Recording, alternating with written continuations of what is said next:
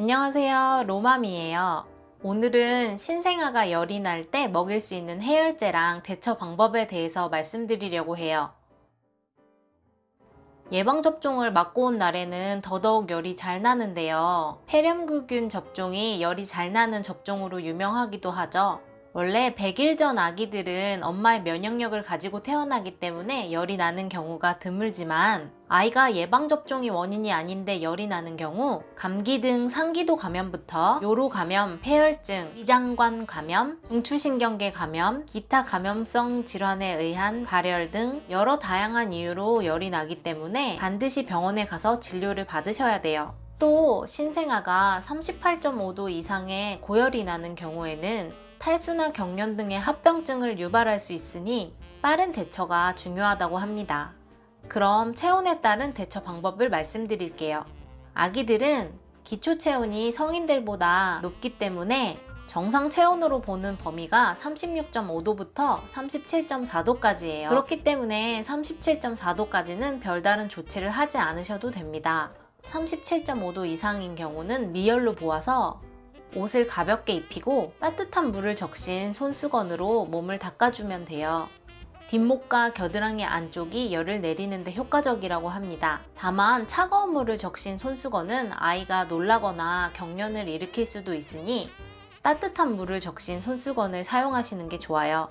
또한 아이들은 열이 날 때 혈액순환이 되지 않아 손발이 차가워지니 양말을 신겨주고 손발을 주물주물 주물러 주세요. 방안 온도는 21도에서 24도로 조정해 주시고 습도는 50에서 60%로 맞춰주세요. 38도 이상의 열은 발열로 봅니다. 접종열이 아닌데 38도 이상의 열이 나면 바로 병원으로 가셔야 해요. 접종열이라도 2일 이상 지속되는 경우라면 병원에 가보셔야 합니다. 접종에 의한 열로 38도 이상의 열이 나거나 부득이하게 당장 병원에 갈 수 없는 경우에는 해열제를 먹여야 해요. 또한 열이 나면 앞서 말씀드린 것처럼 탈수 증상이 올 수 있으므로 분유나 모유 등을 충분히 먹여주셔야 한다고 합니다.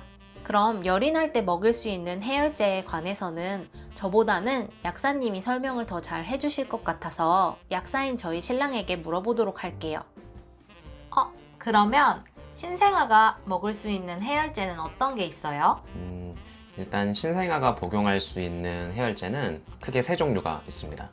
아세트아미노펜 계열, 이부프로펜 계열, 덱시부프로펜 계열 이 세 가지로 나뉘는데요.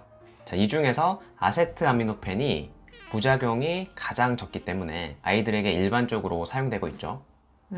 그러면 아세트아미노펜 계열의 해열제는 어떤 게 있나요?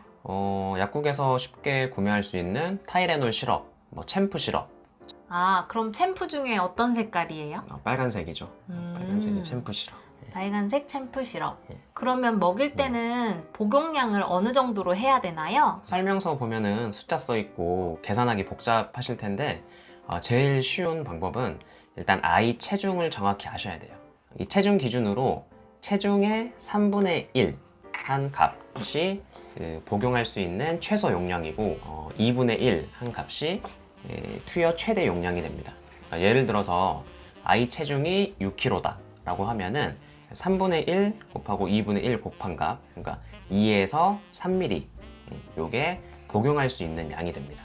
그러면 타이레놀을 먹였는데도 열이 안 내린다. 그런 경우에는 교차 복용을 할 수 있나요? 네, 교차 복용은 할 수 있는데 해열제 교차 복용 시 열을 내리는 이로움보다는 부작용이 더 클 수 있기 때문에 교차 복용은 권고하지 않습니다. 그래서 한 가지 그 해열제 성분을 제대로 된 시간 텀을 주고 투여하는 게 좋은데 제일 기본적인 아세트아미노펜 계열의 해열제를 투여하는 게 좋죠. 시간 텀은 어떻게 되나요?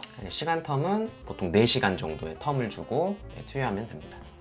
그리고 해열제를 복용시키고 바로 한 2-3분 정도 후에 온도 체크를 하시는 경우가 많은데 우리도 급한 마음에 그런 경우가 많죠.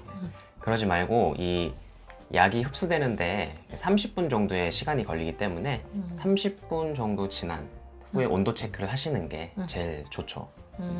근데 꼭 교차 복용을 하고 싶다 이런 경우에는 어떻게 할 수 있을까요? 이제 정교차 복용을 하고 싶다면 일단 타이레놀 성분의 시럽을 먼저 주시고 적어도 2시간에서 3시간 정도 후에 이부프로펜이나 덱시부프로펜 계열의 시럽을 투여하면 되겠습니다.